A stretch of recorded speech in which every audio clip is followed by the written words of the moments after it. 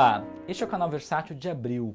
O principal destaque do mês é a coleção O Cinema de Robert Aldrich, que reúne 6 filmes desse importante diretor americano do pós-guerra em 3 DVDs. Vale lembrar que é uma edição limitada, com 6 cards, na luva reforçada, inclusive é uma coisa que a gente já fez nesse pacote. No pacote anterior, os cards tinham saído com uma gramatura um pouco menor, a gente já acertou isso, então o material está super caprichado para colecionador com a tiragem reduzida. Então recomendo que vocês comprem, né, na pré-venda, inclusive tem uma pré-venda no nosso site, na nossa loja, incentive a Versátil e também nos nossos revendedores. Tá? Mas é importante garantir essa tiragem logo na pré-venda ou na semana do lançamento. O cinema do Robert Aldrich, a ideia foi reunir aí 6 filmes representativos desse diretor. Nós já tínhamos lançado dele A Morte num Beijo. Outros filmes mais conhecidos do Aldrich já foram lançados aqui, inclusive alguns até em Blu-ray. Eu vou falar o exemplo do Vera Cruz, do Que Terá Acontecido a Baby Jane, dos 12 Condenados, né? E a ideia foi trazer a parte da produção dele desde o início da carreira até a parte final, em que ele está já produzindo de maneira totalmente independente nos seus estúdios. Então é um pouco um apanhado da carreira do Aldrich, e todos eles filmes inéditos em versões restauradas e com ótimos extras feitos na França, um país que ama o cinema do Robert Aldrich. Vários críticos escrevem e refletem aí sobre o Aldrich. No disco 1 nós temos A Grande Chantagem, o The Big Knife, de 1955, um dos primeiros filmes do Aldrich. O Aldrich é um cineasta inquieto, de família milionário, que foi deserdado porque gostava de fazer cinema, trabalhou como assistente de direção de vários grandes nomes do cinema, entre eles o Losey, o Wellman, e até ter sua oportunidade de dirigir. E ele começou, como muitos críticos vão apontar, com uma série de filmes se produzindo rapidamente, de 51 até aí nesses primeiros anos, envolvem vários filmes. No mesmo ano do Morte num Beijo, ele faz o Grande Chantagem. No ano anterior tem um Pânico em Singapura. Então é uma produção muito aí constante nesses primeiros anos. Esse filme, A Grande Chantagem, é baseado numa peça do Clifford Odets, que é uma peça sobre o universo de Hollywood, uma crítica ácida a partir da história do Charlie Castle, que é um astro de cinema que está relutante, não aguenta mais aquela vida do estrelato em Hollywood e não deseja renovar um contrato que vai atrelá-lo ao estúdio durante 7 anos. E aí todo o drama que ele vive nessa renovação de contrato, sofrendo inclusive uma chantagem de algo do seu passado. Então tem toda uma estética, o filme, ao mesmo tempo teatral, tá trabalhando com pouco, na verdade, com quase um cenário praticamente ao longo do filme, com poucos cenários, e todo um texto bastante corrosivo sobre a indústria de Hollywood, que representa, e o personagem do Rod Steiger, que é o produtor sem nenhum caráter e escrúpulo. É um filme que ganhou o prêmio de melhor direção no Festival de Veneza, e ele é para ser visto com o Assim Estava Escrito, A Cidade dos Iludidos, ambos do Vincent Minnelli, e O Crepúsculo dos Deuses, do Billy Wilder, como esses filmes de anatomia, né? Essa crítica feita dentro do sistema a Hollywood. Então é bem interessante, vale muito a pena. Tem um extra de um crítico francês que pontua um pouco da carreira do Aldrich e da importância do A Grande Chantagem. E a participação do Jack Palance, ele está em 3 filmes dessa caixa, fez uma bela de uma parceria com o Aldrich, e ainda tem a Aida Lupino. No Morte Sem Glória, que é um outro filme do Jack Palance, com Jack Palance, do Robert Aldrich, feito logo após o Morte num Beijo. Então, A Morte num Beijo e O Grande Chantagem. É um filme de guerra, o primeiro filme de guerra do Aldrich, que é uma especialidade dele, lembrando que ele vai fazer Os 12 Condenados, né? E no caso aqui, o Morte Sem Glória é um filme que foi muito criticado pelo exército americano, porque ele mostra uma visão bastante crua, né? A tensão entre um tenente, que é o Jack Palance, com o seu capitão, que na verdade é uma pessoa, um covarde, que não se dispõe a participar da guerra e com isso compromete a vida dos seus subalternos. E todas as relações aí de favorecimento entre esse capitão e outras figuras do alto escalão.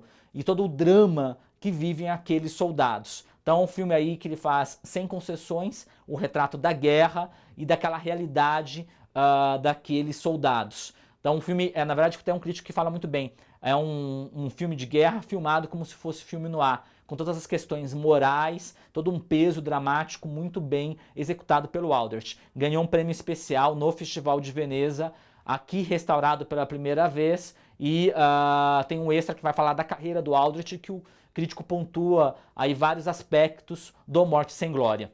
No disco 2, nós temos O Resgate de uma Vida, The Crimson Gang, que já é, junto com o Triângulo Feminino, também presente nessa caixa, filmes da fase final do Aldrich, os famosos 12 filmes após os 12 Condenados. Nesse filme, ele fez, com o seu próprio estúdio, uma parceria com a ABC, e é um filme que foi um fracasso na época, infelizmente, um filme de gangster, na verdade baseado, uma nova adaptação de um livro que foi filmado no ciclo do Noir, na Inglaterra, que fala durante a depressão de um sequestro, que na verdade é um sequestro malfadado, na verdade é uma tentativa de assalto que se torna um sequestro, e o Aldrich faz uma coisa muito interessante, ele pega o formato de filme de gangster e faz uma releitura, inclusive com um aspecto cartunesco. Preste atenção na parte final do filme, como há todo um aspecto de cartoon na retratação, como é um traço extremado, na retratação dos gangsters, da perseguição e de toda aquela situação do roteiro. Então é uma visão, uma releitura muito interessante do Aldrich, que foge do que se espera de uma tentativa de emulação do filme de gangster da década de 30. Então é um filme bem interessante, que é muito usado, inclusive usado em cursos aí, sobre filme policial. Tá? Então, pela primeira vez também aqui no Brasil. No mesmo disco, nós temos A 10 Segundos do Inferno, que é um outro filme de guerra do Aldrich, na verdade, um drama de guerra, com o Jack Palance, feito em 59. O Aldrich estava meio que no exílio, depois de alguns problemas que ele teve em Hollywood.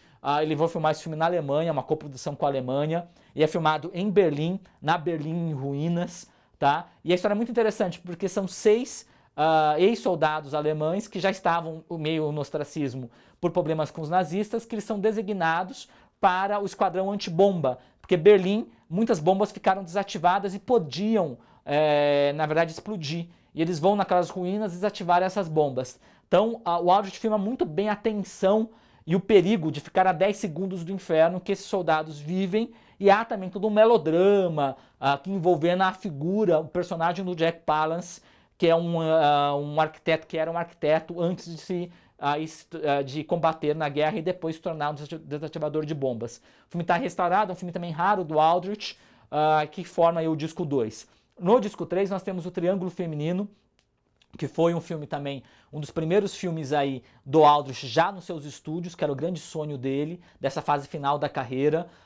Ele fez com o dinheiro, lembrando, com o dinheiro que ele ganhou com 12 Condenados, então é um diretor que fazia muitos projetos pessoais e com os filmes de grande estúdio ele ganhava o dinheiro para poder financiar projetos pessoais. Esse é um filme baseado numa peça do Frank Marcus, que fala, ele ficou famoso pela ousadia do tema. Né? Na época não se tratavam abertamente de romances lésbicos no cinema, e aqui é um triângulo amoroso envolvendo aí 3 mulheres. E sobretudo a partir da história, uma grande interpretação da Beryl Reid, que ela faz a irmã Brown, né?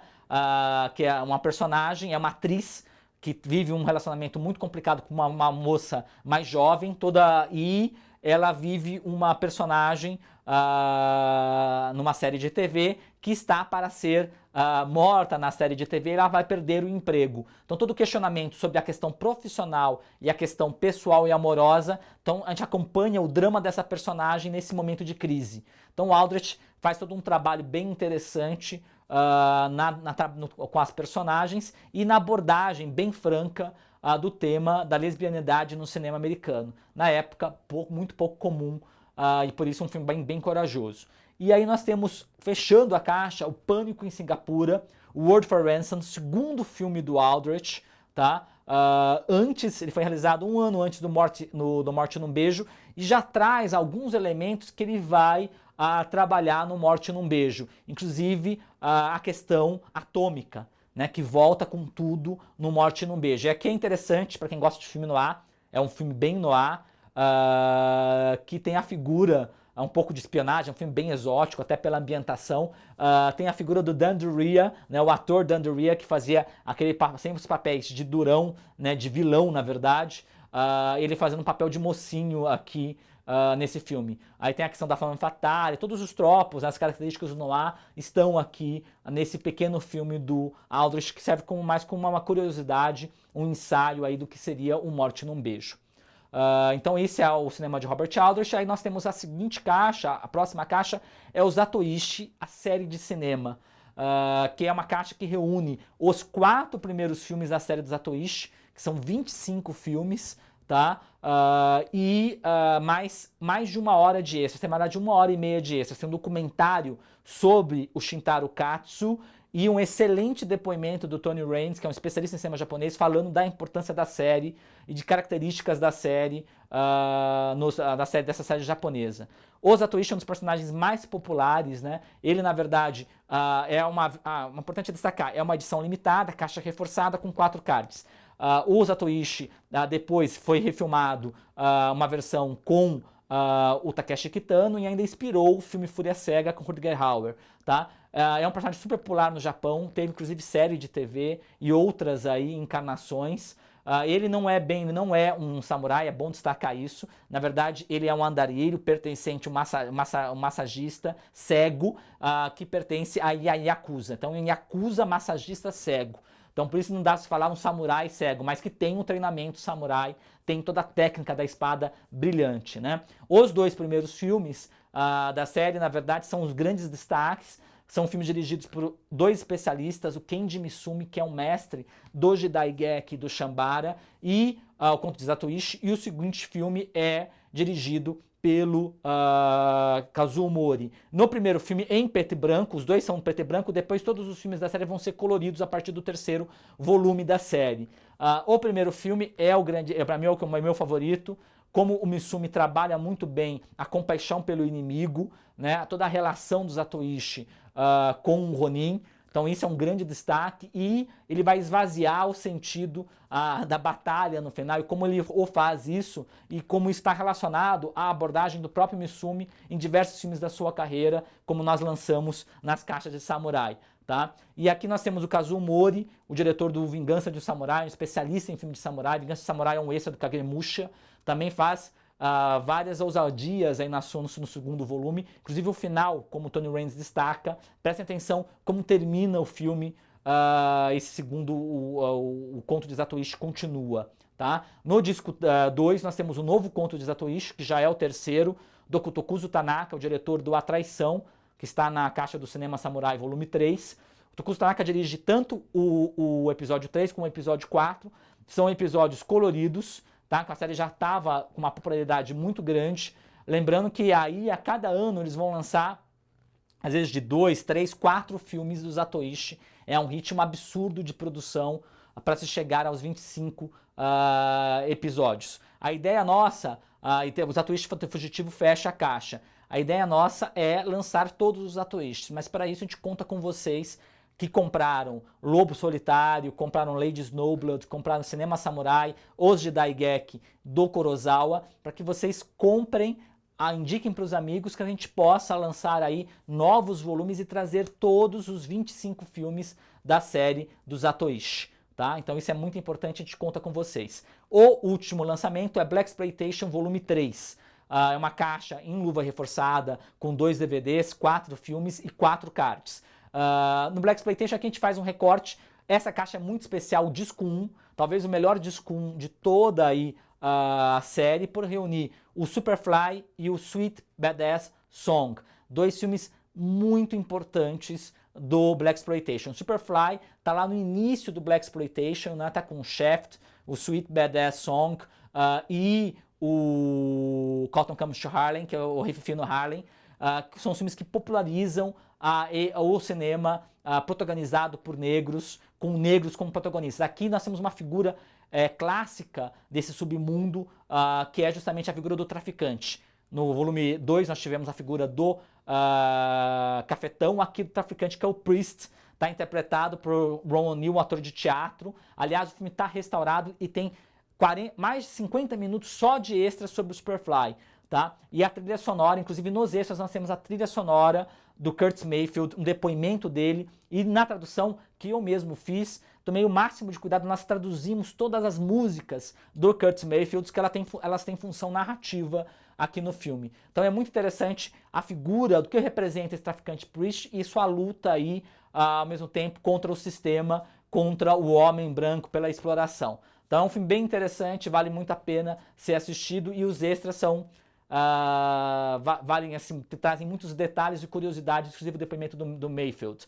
Aí nós temos o Sweetback's Badass Song, do Melvin Van Peebles, que é, junto com o Rufino Harlem, os filmes iniciais da Blaxploitation. Esse é um filme bastante autoral, né? O Melvin Van Peebles, ele na verdade fez com dinheiro de pinga, dirigiu, produziu e atuou. Um filme que tem cenas, inclusive, de sexo explícito, tem cenas de nudez. É um filme bem que mistura gêneros, é um filme de vanguarda, que é bem interessante também, bastante político. Logo nos créditos o Van Peebles coloca isso, inclusive há um depoimento dele falando de qual foi a gênese do filme, um depoimento muito curioso, acho que um dos mais curiosos que a gente lançou aqui na Versátil, já idoso lá em Paris, e ele conta como ele criou o Sweetback Badass Song, e pela primeira vez em versão restaurada no Brasil. No disco 2 nós temos Friday Foster, tá? Que é um dos filmes com a Pam Grier. Nós já lançamos no primeiro volume o Coffee, no segundo Friday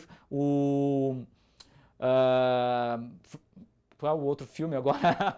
Desculpa, aqui me deu uma pane aqui do segundo filme que eu estava esquecendo, que, claro, o Foxy Brown e Friday Foster, agora fechando aí esses filmes com a Pam Grier. Esse filme é muito interessante porque é baseado, ainda é da IP, e é baseado no primeiro quadrinhos, tiras de jornais, com uma protagonista negra. Então ele é baseado nessa história da Friday Foster, que é uma fotógrafa, e como ela se envolve num complô que está relacionado à comunidade negra. Então é bem interessante, com aquela trilha sonora bem do Blaxploitation, bem na linha aí, toda já codificada dos filmes da Pam Grier. E nós temos o Cooley High, que é outra pérola da caixa, do Michael Schultz, que é um filme de American Graffiti dos negros, o pessoal fala. É um filme que mostra jovens no colégio, toda uma relação dos jovens no ensino médio e o que vai acontecer com eles, né? Então um olhar bem nostálgico, um olhar crítico, com comentário social. Um filme que agrada e é um dos filmes favoritos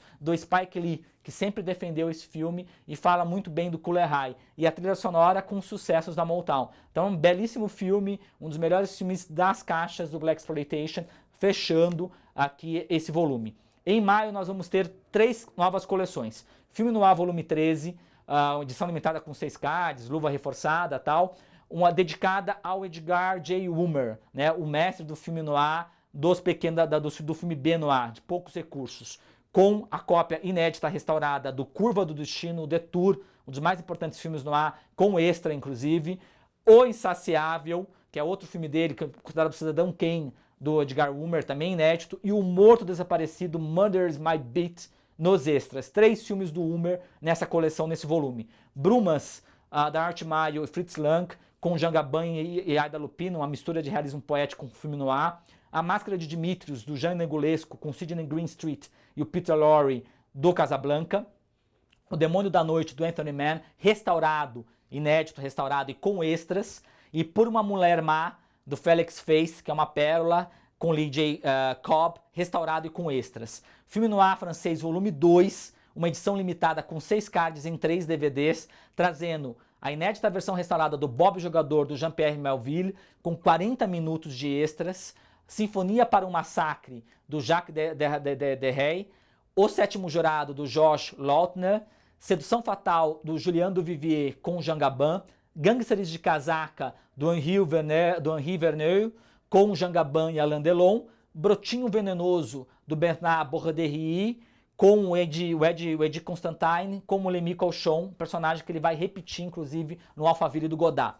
E nós temos o Giallo, volume 7, tá? Uma edição limitada com 4 filmes, 4 cards em luva reforçada, um DVD duplo, com uma sobre a outra, o primeiro diálogo do Lúcio Fulci restaurado e com extras, Um Dia Negro do Luigi Bazzoni com Franco Nero, fotografia do Vittorio Storaro, música do Ennio Morricone, também restaurado e com extras, As Lágrimas de Jennifer, do Giuliano Camineu com a Edwige Fenech e o George Hilton, no casal 20 aí do Giallo, e Fotos Proibidas do Luciano Ercoli, também restaurado, com extras, então uma belíssima edição para quem gosta de Giallo. Em junho vai ser um outro mês super especial com novos volumes de 3 coleções muito populares nossas em DVD. Então é isso, muito obrigado, comprem no site da Versátil e nos nossos fornecedores, que é um momento muito importante do colecionador prestigiar essas coleções, prestigiar o DVD e com essas nossas edições, tá bom? Muito obrigado e até junho.